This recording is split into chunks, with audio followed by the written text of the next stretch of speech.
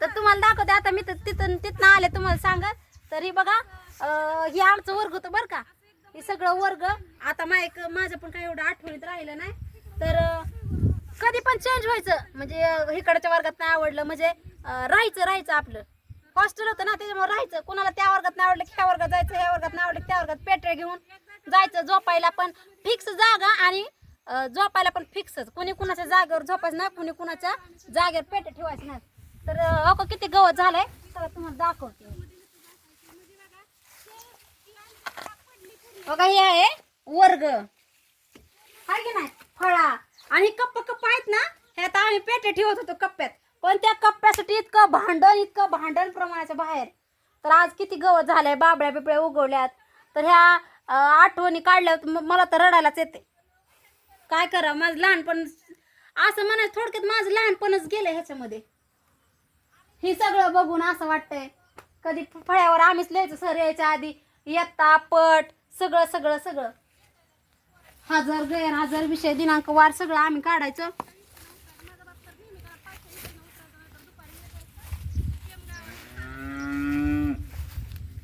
तर आता ही पहिलीचा वर्ग, दुसरीचा वर्ग, तिसरीचा वर्ग असं होतं. तर आम्ही शिकत पार 7वीचा वर्ग त्या कडेला होता. चला तुम्हाला दाखवतो. तरी पण आता ही पडलंय तर इतकं वाईट वाटायला लागले ना. असं वाटतंय परत बारकं व्हावं, परत ह्या शाळेत पहिल्यासारखं दिवस व्हावं असं वाटायला लागलंय आहे की नाही. तर नंतर आमचं असं म्हणजे ताई काय एवढं नव्हती शाळेत. ताईने 4थीतून सोडली. पण माझा वर्ग तिथं पहिली, इथं दुसरी, तिथं तिसरी करत असं आम्ही शेवट एंडपर्यंतच गेलते मी तर. आणि जेव्हा ही शाळा सोडायची त्यावेळेस इतकं रडलो होतं आम्ही. 7वीचा वर्ग इतकं रडलो होतं ना की प्रमाणाच्या बाहेर रडलो होतं. का तर आता ही शाळा म्हणजे पहिलीपासून 7वीपर्यंत आम्ही तर शिकत होतो. एक आमचं घरच झालं. ही घरची आठवण येत नव्हती किंवा काय नव्हतं. गाय बांधली का तिकडं हसवाले. तर आता मला काय बोलायचं हे पण कळत नाही. एकदम डोळ्यात पाणी येतं, एकदम रडायला येतंय. कारण आमचा बाप्पा पण यायचा ना. आमच्या बाप्पाला शाळेत तिथे घेतच नव्हती. आणि आमचा बाप्पा पण यायचा आम्हाला भेटायचं. आमचा बाप्पा पण लय बारका होता. पण आता मी तुम्हाला पहिल्यांदा दाखवलं ना त्या रस्त्याने यायचा. तर आमच्या बाप्पाला इथं पण म्हणजे म्हणायचे तू खालच्या शाळेत जा, खालच्या शाळेत तुझा वर्ग आहे. नंतर खालच्या शाळेतले म्हणायचे तू इथं नाही तुझं नाव, वरच्या शाळेत जा. तर केमगाव किती 3 किलोमीटर आहे. तर मग आमच्या बाप्पा नुसतं हेल्पटा घालायचं. काय करायचं माहित का, तिकडं जायचं जेवण करायला, इकडचं तिकडं पाठवायचं जेवण करायला. तर आमच्या बाप्पाने खालनं वर येईपर्यंत इकडची जेवण व्हायची. आणि परत इकडची म्हणायची आता इकडचं जेवण झालं खालच्या शाळेत जा. इकडनं तिकडं जाऊस तर तिकडचे जेवण व्हायचे. आमचा बाप्पा ह्या जाणे येण्यात उपाशीच राहून जायचा. पण तरी त्याला वाईट वाटत नव्हतं. पण आम्हाला वाईट वाटायचं लय. आणि मग काय करायचं, कारण आपलं घर पण नव्हतं ना. इथं बाप्पाला जेवण कसं द्यावं, काय करावं हे काहीच कळत नव्हतं.